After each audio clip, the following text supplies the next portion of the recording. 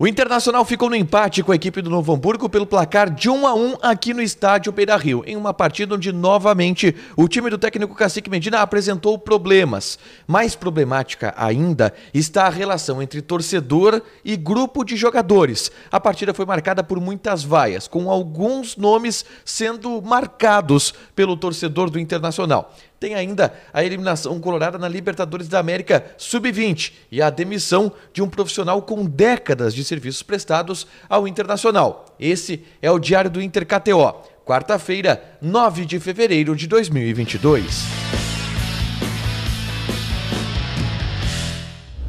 Tudo bem, gente? Obrigado pela participação aqui. Não esquece de deixar teu like, de te inscrever, de ativar as notificações. Bora falar do Internacional aqui no A Dupla. Eu tô aqui no Beira-Rio ainda. Daqui a pouquinho todas as luzes elas se apagam. Mas aqui eu acompanhei o empate pelo placar de 1-1 entre Internacional e Novo Hamburgo. Um empate onde o Inter mais uma vez não teve empolgação por parte da equipe, não empolgou o torcedor, não teve nenhum tipo de ferramenta para tentar no primeiro tempo, por exemplo, atacar a equipe do Novo Hamburgo. O técnico Cacique Medina abriu o jogo com uma escalação muito parecida com aquela que era utilizada pelo técnico Diego Aguirre ainda em 2021.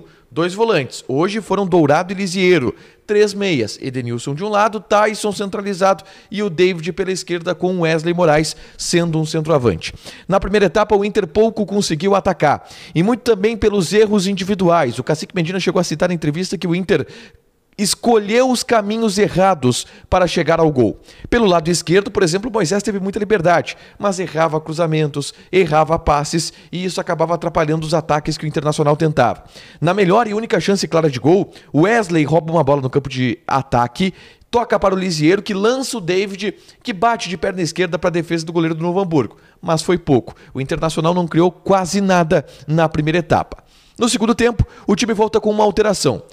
Entra Gabriel Bosquilha, sai Lisiero. E com o Bosquilha, que no início do segundo tempo até teve um pouco desembocado, o Inter tentou ter um pouco mais de ação ofensiva. Mas no início da segunda etapa, o Inter levou o golpe. Mais uma vez pelo lado direito de defesa. Uma jogada do lateral esquerdo Igor, onde ele faz o cruzamento. O Alexandre Alemão, que levou vantagem em grande parte da partida, escora a bola para o Renner bater cruzado e abrir o placar para a equipe do Novo Hamburgo.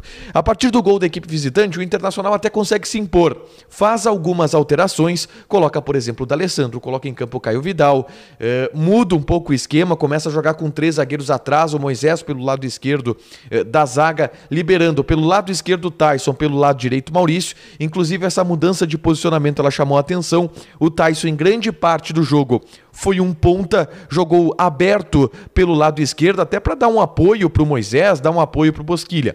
E exatamente por esse lado que saiu o gol de empate do Inter. Em uma jogada do Bosquilha, individual, que pelo lado esquerdo ganha do marcador e consegue encontrar o Tyson no meio da área. O Tyson domina e acerta um belo chute de perna direita, empatando o placar. Depois, o Inter até pressiona, mas não consegue chegar ao gol da vitória e termina a partida no empate. E termina com o time sendo extremamente vaiado. E esse é o segundo destaque que eu coloco aqui no Diário do Inter KTO. O time do Internacional está em um ambiente de pressão muito preocupante com o torcedor.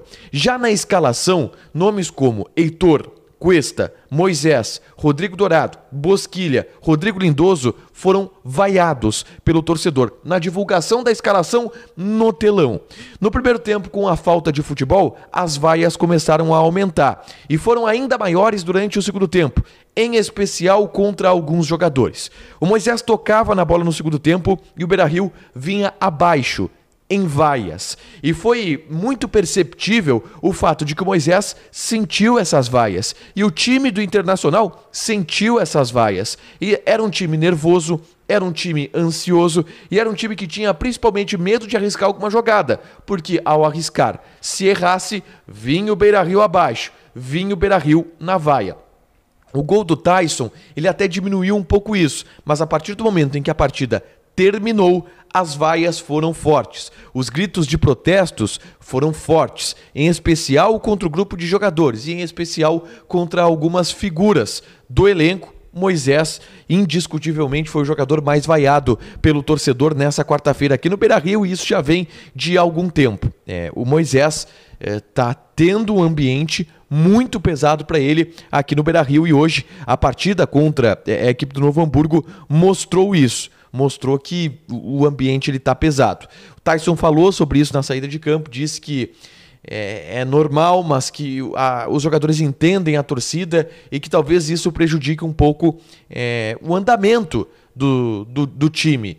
Porque os jogadores ficam nervosos, os jogadores se abalam. E esse também foi um dos problemas do Internacional ao longo desta quarta-feira contra o Novo Hamburgo. Para fechar, fechando o episódio da partida, o empate por 1-1 contra o Novo Hamburgo, eu falo sobre outros assuntos aqui, eu tenho mais duas para trazer. Uma delas é que o Inter foi eliminado da Libertadores da América Sub-20, porque perdeu nessa quarta-feira para o Milionários de Bogotá, da Colômbia. A Libertadores da América no Equador são chaves de 4, o Inter perdeu o primeiro jogo para a LDU e agora perdeu para o Milionários. Com isso está fora, está eliminado. Tem mais um jogo contra o Peñarol, mas não tem condições de se classificar o Internacional na Libertadores da América Sub-20. E aí, para fechar, a outra notícia do desligamento de um profissional importante nos bastidores e que tinha décadas de serviços no Internacional. O professor Hélio Carraveta, que era coordenador de performance do Internacional, era quem fazia o elo entre o departamento médico e o departamento de preparação física. O Internacional está desligando esse profissional que tinha 25 anos de Inter, 25 anos de Beira-Rio. A justificativa da direção é que ele estava um pouco sem função, o Hélio Carraveta, e que isso já era perceptível ao longo dos últimos anos. Nas comissões técnicas do Miguel Ángel Ramírez, do Diego Aguirre, e agora, em especial, do Cacique Medina, havia um distanciamento e cada vez mais ele ficava de lado. Então, como ele não tinha muita função nesse cargo de coordenador de performance, a direção do Internacional resolveu desligar o profissional, que já foi comunicado da decisão. Ele voltou de férias na segunda-feira, já foi comunicado. A publicação oficial do Internacional confirmando esse desligamento deve acontecer ao longo dos próximos dias. Para fechar, vamos falar de KTO, porque é o seguinte, eu errei todas as minhas apostas. Eu apostei na vitória do Aimoré, que estava pagando bem, estava pagando 6 contra o Grêmio, e eu apostei aqui na vitória do Internacional contra o Novo Hamburgo, empate por 1-1. Não deu eu. Vamos para a próxima. Te registra, coloca o cupom ADUPLA que tu ganha 20% de bônus no teu primeiro depósito na KTO, fechado? Deixa teu like, te inscreve, ativa as notificações que vai ter mais conteúdo aqui no canal. Beijo!